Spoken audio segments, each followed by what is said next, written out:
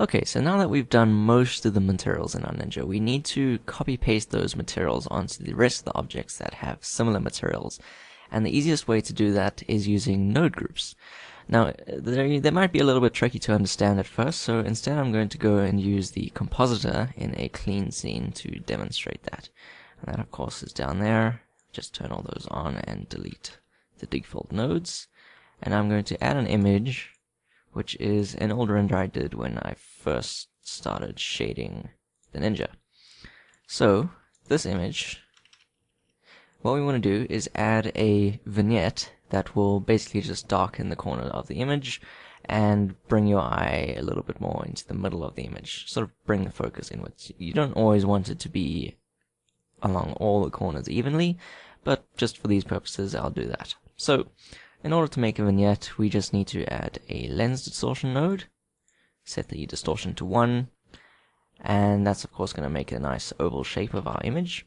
Then we're going to add a math node and set it to greater than, and then put that on 0. So now we get a completely black and white oval shape. And now we're just going to blur it using fast Gaussian because it's nice and quick. Set the aspect correction to Y and the X and Y to maybe 30%, and then multiply that over our original image. So, as you can see, we need to change it to multiply. There we go. So now you can see it's darkening the corners of the image, and we can adjust that using the FAC over here. Actually, we need to invert that. Whoa, what have I done? We need to plug the blur node into the bottom input and the image into the top. There we go. So now when it's on 1, we have a fully darkened corner, and we can reduce that by controlling the FAC. Okay, so that is just a basic vignette. Now if you want to be able to reuse this several times, maybe in a couple different scenes, and all we ever need to control is how dark the corners are, and the size of the vignette. Maybe you don't want it to be 30%, maybe you want it to be 50% blurred, or maybe you want it to be really sharp for some reason, and then it might be 10%. So in order to reuse this group and only ever control those two things, all we need to do is make a node group out of it. So if you select all of these nodes and hit Ctrl G, we'll get ourselves a group. Now basically, if we hit Tab, you can see we've got a single node here with some inputs and outputs, and when we hit Tab, we go inside the group and we can start editing it here. Now we've got this image, the group input and the group output, and these are basically the sockets that we have on the outside of the group. Now as you can see, we've got the same image going into the two different inputs. That's a little bit redundant, so all we need to do is plug the top one into the same thing that the second one is plugged in, and then delete the second input. So to do that, we just need to open the properties toolbar thing and delete that input. So there you go. Now we could plug pretty much any kind of image into the slot over here, and we'll get the vignette output immediately. Now in order to expose these controls, such as the blur radius and the multiplication, we would just drag these into the empty socket over here, and it will create us a new socket. And we could do the same thing for the FAC. Now, as you can see, we've got some controls on the outside, and we get to control the size just with these sliders. Now, in this case, it's a good idea to set this quite high, like 60%, and then we'll probably want to use a size around about 0.6 or so, depending on how sharp you want it to be. Then, of course, this FAC over here is going to be how transparent or how much the blur or the vignette gets multiplied over the top. And that is pretty cool. There's some other nice things we get to control in the properties panel over here, and that is the default values for the sizes and their minimum and maximum, as well as their name. So you might want to change the FAC name to intensity or something like that. Intensity, good enough. And then that's just nice and easy to control. And of course, if you want to change the name of the group, you just need to do it here, make it vignette or something like that. And then when you press Shift A and go to group, you now have a vignette group that you could reuse over and over again for different images, while just being able to control the size and intensity, which is cool. So now, if we want to do that to our Ninja as well, we need to go into our Ninja file, which is here, And we've got this giant bunch of nodes that we need to put into a group all of a sudden, and it's going to be a little bit tricky. Now if we take a look, a lot of these image textures are specific to the torso. We've got the torso occlusion, the torso diffuse, the torso stitching, and also the UVs are specific to the torso, because the other two objects that have the same material are the pants, which have 3 different UV maps, and none of them are called bake, which is what this guy is called. So we can't really keep this inside the group because we're going to want to control it from the outside, but we're also going to want to control the image textures on the outside as well. So let's go ahead and move all of this to the side, and we'll just leave those there for now. And the other thing is the dragon image. Actually, we can leave that on the inside because all 3 of them have the dragon as well, but we will want to control a couple other things like the noise texture scale, so that's the one thing, and we'll also want to control the UV map for the wave texture because it's not always going to be bake. So those are the 2 extra little things. But now all the nodes that will be inside the group, let's just go and select them and hit Ctrl G.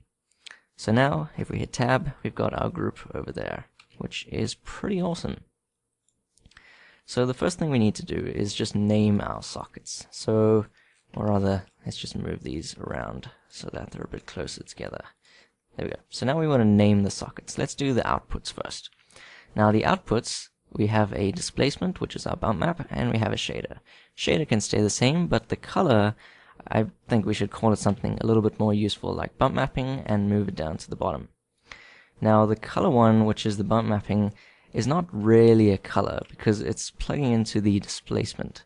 So we want to change this color socket from a yellow little circle to a gray one so that we know that it's supposed to be a black and white value for the bump mapping.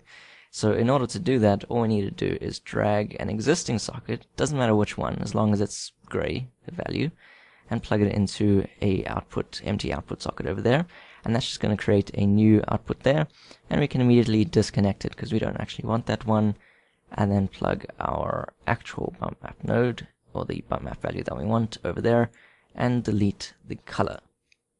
If you do want to change the order of things, you just need to press these up and down arrows like that, and that's cool. And let's change the name to bump, like so.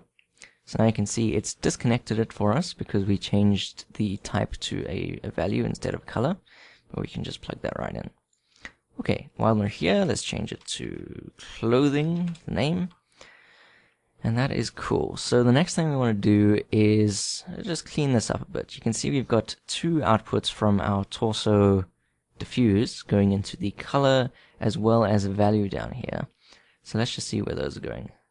The color input is going to this mix over here, which is okay, and the value input, which is this one over here, which comes from exactly the same place, goes to all the way over here to the multiply for the bump mapping. So we want to grab this color and replace it, or replace the other one with that. Now it is going to shift that down, but we just need to disconnect it. There we go. So now that value down there isn't actually doing anything, we can just delete it. And let's change the name of this top input to diffuse. Cool. So now we've got our diffuse input, and the next input is the occlusion. So now the ambient occlusion, we can just change the name to AO, and that's cool. It can be the second input, that's good. And then the next one is this guy over here, which is the torso stitching. So this is actually the stitching mask, basically. So let's change that to stitch mask. And lastly, we have the vector, which is specifically the vector for the wave texture, which is the stitching. So we'll just say stitch UVs, and that is basically it. So now, like I said earlier, we want to plug in the scale of the wave texture and the scale of the noise texture, just in case you want to control those differently as well. So let's plug that into there. Scale, let's be a little bit more specific. Noise scale. Okay. And actually we don't need the scale of the wave texture because we can control that with the UVs. That's easy enough. And I think that is everything we need. Okay. So, actually we'll need to control the UVs of the dragon texture as well. So let's plug that in there and call it dragon UVs. Okay. That is great. Now, one useful thing that you don't really have to do, but I find it helps, is to set good default values for all of these inputs, because if we go ahead and add another instance of this group node, we've got the diffuse, which by default is a gray color, the occlusion, which is a gray color, so that's actually going to do something because it's being multiplied, and the stitch mask is on 0.5, so that's also a mask, so it's going to be doing something, and then we can't do anything about these UVs, so that's okay. And then the noise scale of 8, that's probably good too. But let's just make some nice default values and default colors and things, and we do that in the properties region over here as well.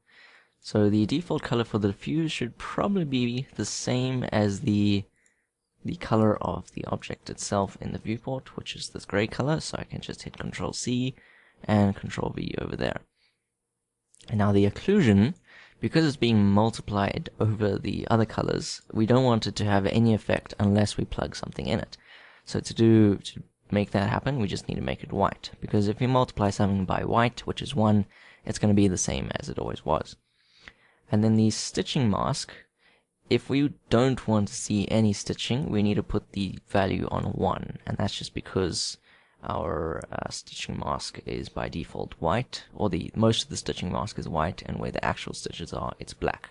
So we want to have the default as white, which is 1, and everything else I believe was okay.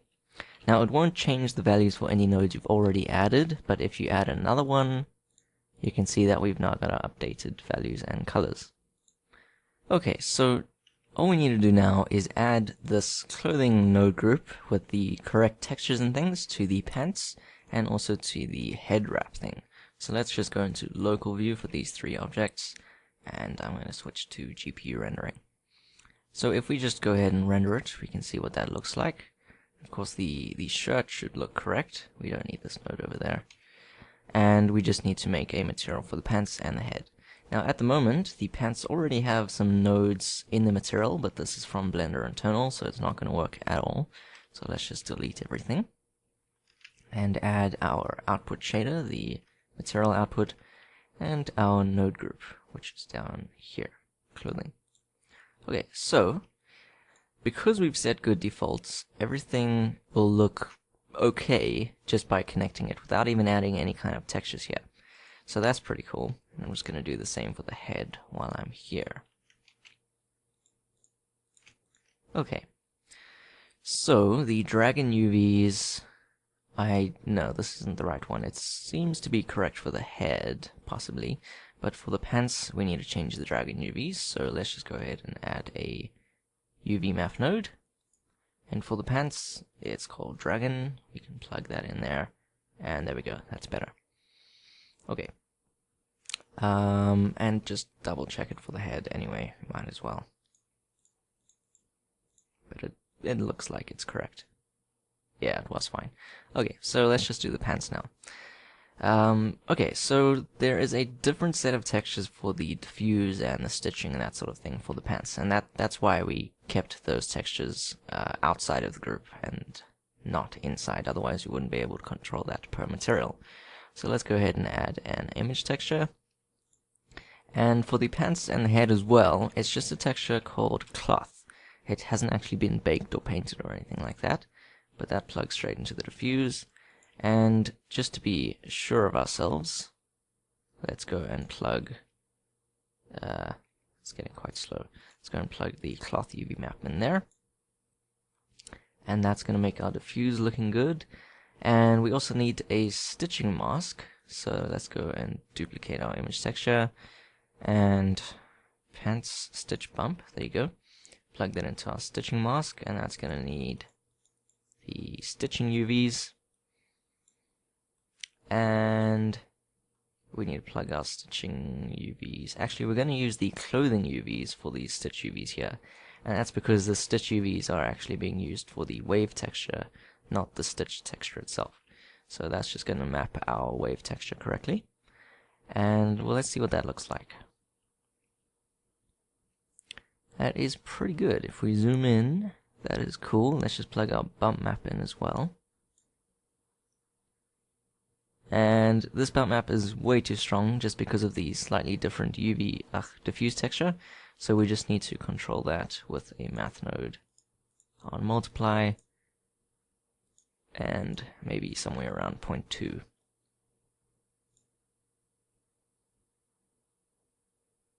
Please? You'll notice that sometimes it gets a little bit slow when you're using a lot of node groups, but it's not so bad.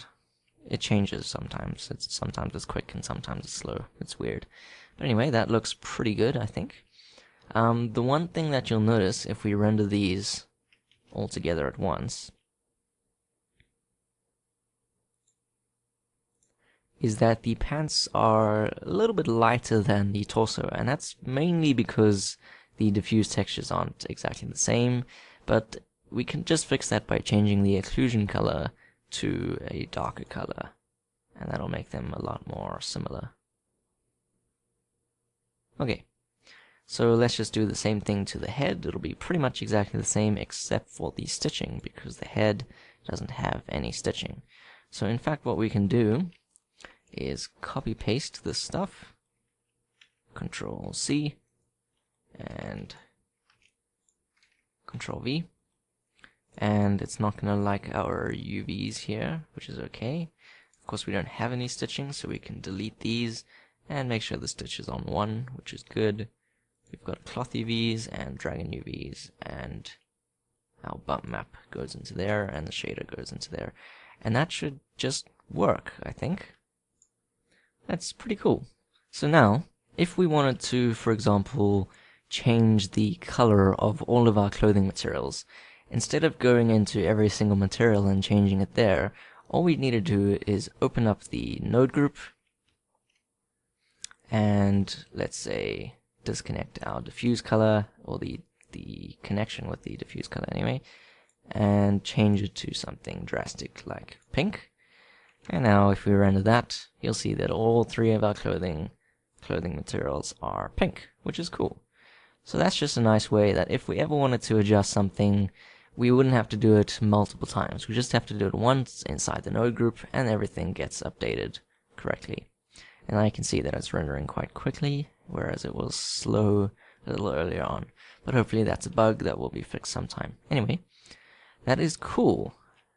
And that is basically it for the node groups on Ninja. I'm not going to go through and do it for every single thing like the leather and the metals and stuff like that, but you get the idea and it's easy to apply by yourself. Now the last thing I want to show you is if, for example, let's go back to our vignette node. If, for example, you want to save this vignette node so that you can use it in all of your blends from now on, you want to save it in your default blend file. So to do that, we will just save the file somewhere. Let's just save it in the demonstrations folder, vignette node group. Okay, save that blend. Then you would open another blender and don't change anything in the scene, leave it as it is. Switch to the node editor and maybe the compositor in this case, and say append, file append, go and find that blend file you just saved, which is the vignette node group, and inside this blend file there's a folder called node tree. We can select the vignette node, say link append, and now it doesn't look like anything's changed, but if we press Shift A and go to the group thing, we've now got our vignette node.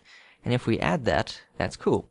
But now the problem with Blender's data block system is that if we now save this as our default blend, it's not actually going to work. And the reason for that is because this node group isn't actually being used at all. If we deleted it, I mean, it's not being used anywhere, so Blender is going to clear that data out of the blend file because it's not being used. It thinks, well, you don't need it, I'm just going to get rid of it. So in order to force it to keep the node group around for next time we want to use Blender, we just need to hit this F button, and that'll force a fake user. And that's cool. We can now delete it, go back to our default view, or the 3D view, and save file, save startup file, and there we go. Just be careful not to do that when you've got a big scene open or something, because then every time you open Blender, you'll get that big scene. It's useful though, because maybe you don't want the default cube or the default light, because you need to delete those every single time. You can save the startup file, and then when you open another Blender, you'll see that your cube and light are gone, and inside the compositor you've got your vignette node, which is cool. Personally, I have about 10 different group nodes that I like to keep around, and one of them is of course vignette. Okay, so that is it for this video. I hope that helps. I hope it wasn't a little bit too confusing or too quick or anything like that. But anyway, so in the next video we're going to finish off by optimizing cycles, because it's kind of a slow renderer, but if you can tweak a few settings you can shave hours off of your render time.